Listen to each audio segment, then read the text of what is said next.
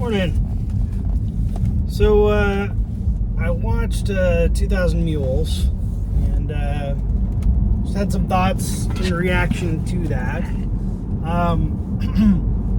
I guess that the first thing that stood out to me that I liked about how they structured the movie was they brought in some kind of conservative pundits. So you had like Larry Elder and Dennis Prager and Charlie Kirk, and folks like that, who were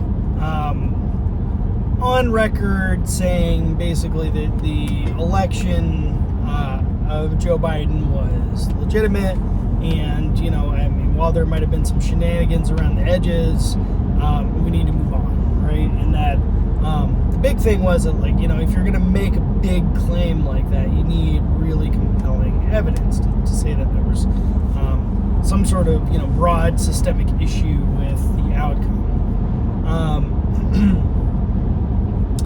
And so, I mean, that really kind of, I guess, set the groundwork for where to start, because I mean that's been more or less my position on it as well. I think there's some very legitimate concerns that people have. That is to say, if people have questions, they should be able to obtain satisfactory answers. And then certainly there's going to be a segment of people who are never going to be satisfied with the answers, no matter how clear the outcome was. And that cuts both ways. People who complain about 2020, also ridicule Stacey Abrams for having much the same complaint in her last bid for governor of Georgia. So, of course, Hillary Clinton was the queen of sour grapes in 2016, and there was a large push for many years during the Trump administration to discredit him and try to invalidate the election, even after the fact, right? So it cuts both ways. As I said, if people have concerns, they should be able to get those concerns addressed, and setting aside the folks who will never be satisfied. So like I said, that's an interesting place, I think, to start. And then getting into the meat and potatoes of the movie, they hang their hat primarily on two things. And one is the cell phone data, right? So they have, just a massive amount of anonymized cell phone data. Were they able to track the locations of different devices by location and by time, and try to kind of draw a map of where these folks were going, and where they might have been stopping. And then, so that's piece one. And then piece number two is the surveillance footage from many of, not all, but many of these drop boxes. And I think they said something like 4 million minutes worth of footage. I guess I would need to divide by 60 or however many minutes are in a day I'm not sure how many 4 million minutes is. It sounds like a lot, and the fact that they broke it into minutes, maybe it's trying to sensationalize the number. Although, to be fair, I mean, if you're talking about people walking up to and putting things into ballot drop boxes, I mean, that takes only minutes, right? So it's not like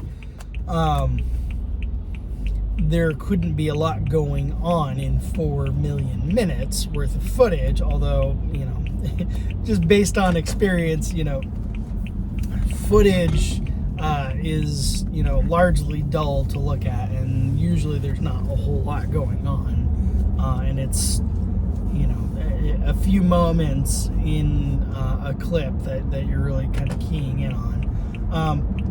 and I guess a critique of the movie I would have is they don't show a lot of the footage. They show kind of this montage zoomed out of all these different camera angles, and it's unclear whether or not those are genuinely all different camera angles at different times, or the same places at different times, or what have you. I mean, they suggest heavily that it is all different, and there's a lot going on, but they show in detail only a few clips, which I would have liked to have seen more.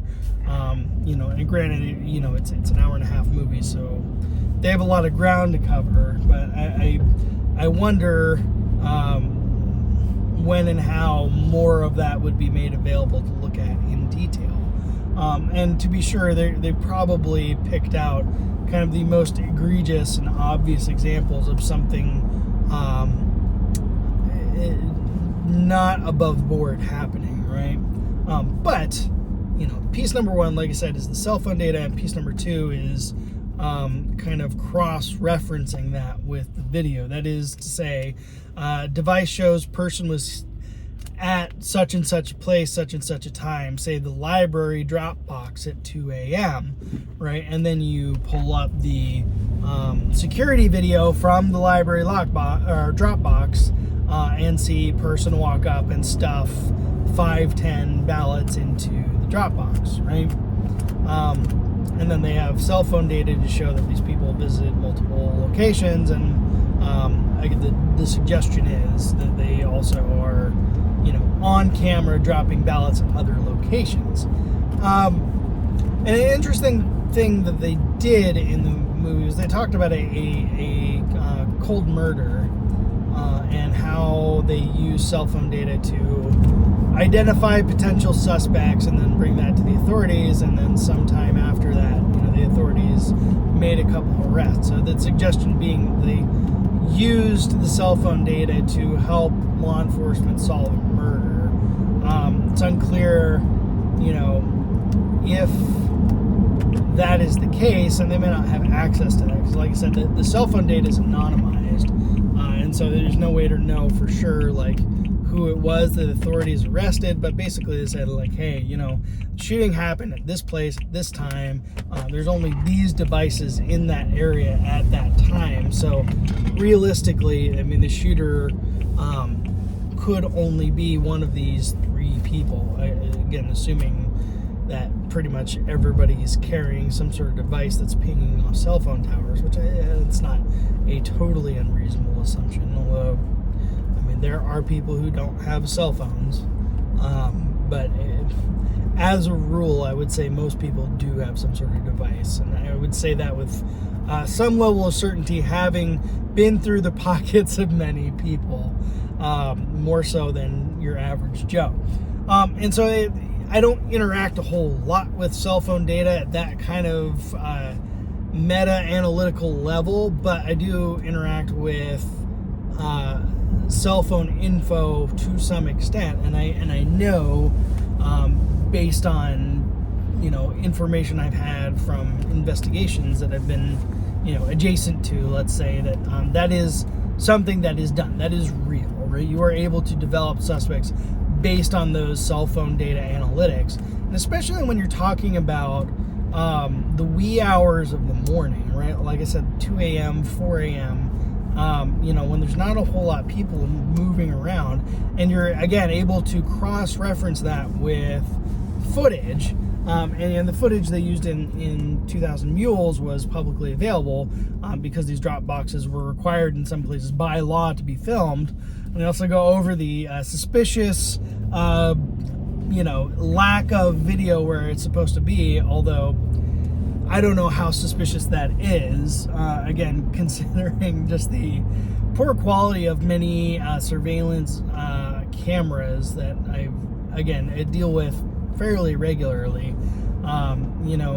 Everybody's got doorbell cameras now. Most businesses have some sort of cameras. The expectation generally is that most crimes will be caught somewhere on camera, or the moments leading up to or immediately following. Especially on something high profile, you can canvass an area and find video from all over the place and kind of piece together, the path of travel of a vehicle. Again, if it's 2 a.m. and you've got, a bright red, Honda CRV, traveling in such and such direction, such and such area, it's pretty easy to infer, even if, based on the quality of the video, it's impossible to get like a plate, but you can still kind of infer reasonably that it's the same vehicle, and you can kind of put together a timeline of where they were going, where they were coming from, and then, if you do have one of those videos where you get some identifying information, you can kind of knit all that together, develop a suspect, go make an arrest, and based on, circumstantial evidence, prosecute and convict somebody for anything up to including murder, right? Or arson, or robbery, or burglary, or whatever else you've got, right? So that's a real thing. And they spent a lot of money, and I think they said got a petabyte of data, which is, just a large amount of data. And then they were restricting the review just to 4 cities. So they had Atlanta, Phoenix, Detroit, and Philadelphia. So there were key battleground states and Democratic strongholds, and then they restricted the data to people who were in proximity to places where ballots might have been collected at these profits, and B more than or 10 or more ballot drop boxes, right? And so the idea being, most people do not go to ballot drop boxes regularly. There's no reason for it, especially in the wee hours of the morning with multiple ballots. And in a lot of these states, delivering anybody but yours or close family members' ballots is actually a felony. And so there's a lot going on there, and it's still largely circumstantial, and I don't think it's the smoking gun people are looking for or were expecting, but it raises a lot of really important questions, and it does about as much as you could expect somebody in the private sector to reasonably accomplish without the ability to unmask the anonymized data via a search warrant or some kind of due process through court, right? And that's really where law enforcement needs to get involved, and they kind of again demonstrated how they could do that with the murder case, right? Getting to potential suspect information, passing that on to law enforcement, and then having a subsequent investigation. And so I guess I would encourage you to look at the movie. I think it's interesting. I don't, like I said, I don't think it's necessarily the smoking gun that people were maybe hoping for, but it's very compelling. And of course, at the end of the movie, the skeptics, turn believers, and, granted, they're inclined to believe it anyway. But I think it's worthwhile to look at. And there's been some fact checks. I think that the Facebook recommended fact check for this movie was from I think it was the Denver Post or some newspaper in Colorado. And I'll try to link the fact check article so you can read it. But watch the movie. It's 90 minutes. It's not a huge time investment. But actually, look at the arguments they're making, and then by all means read the fact check. And they try to poke holes in the argument, but they leave out some key information. And I think that's the most interesting thing about this, right? Is the quote unquote fact check from the establishment that's being pushed by Facebook or whoever, is not giving you the whole story, right? And they're kind of selecting out aspects which are kind of key to making the whole picture complete, and what makes the story so compelling. And they try to just kind of hand wave it away with, taxi drivers and people who work in, public places. And, it's impossible to know just based on anonymized cell phone data, who it is, and whether or not the person putting ballots in the drop box is the person on the cell phone. And to some extent, all those things might be true about some of it. But like I said, if the cell phone ping is pinging at the library at 2 a.m. and there's one person on camera at that location, you know it's the same person, right? And if they're doing this multiple times, and again, depending on how you slice the data and how restrictive you want to be with how you're looking at it, I mean, they're trying to zero in on just the most egregious places in just some key areas. And so they're underestimating the scope of whatever it is they're looking at. And so, I mean, they kind of leave it to the viewer to, surmise, how big of a problem this might actually be. And ultimately, the conclusion is investigation needs to happen, right? Now, you might disagree with that, but I would counter that the Mueller investigation was clearly based upon nothing, right? It was manufactured. That's been established thoroughly in mainstream outlets. And I'll link another piece that I wrote on Facebook based on that. But I mean, it is clearly not true. The basis of the Mueller investigation, Crossfire Hurricane, the Steele dossier, all that, it was nonsense. And we had a multi-year, multi-million-dollar, high-level federal investigation into the Trump campaign and Donald Trump and people adjacent to him based upon lies. Because we were worried about foreign collusion. Now, if we have any indication of something not above board, of scale, domestically, is certainly at least as worthwhile to have a similar level of curiosity investigation from the authorities. It won't. I'm virtually certain of that. But there's far more of substance to this story than the other. And if you're being fair, right? If you ever bought into the Trump-Russia possible collusion narrative and you're being honest, then you would have to concede that there is more here than there was there. And so if you supported the Mueller investigation and all the time and expense and effort that was put into that, then if you're being honest, I think you would have to support at least an equivalent, if not greater amount of time, effort, and expenditure looking into this. At least that's what I think, but I'd love to hear what you think. So let me know, drop a comment below, like, share, subscribe. It's been fun. We'll see you on the next one. Inspiring and uplifting as always.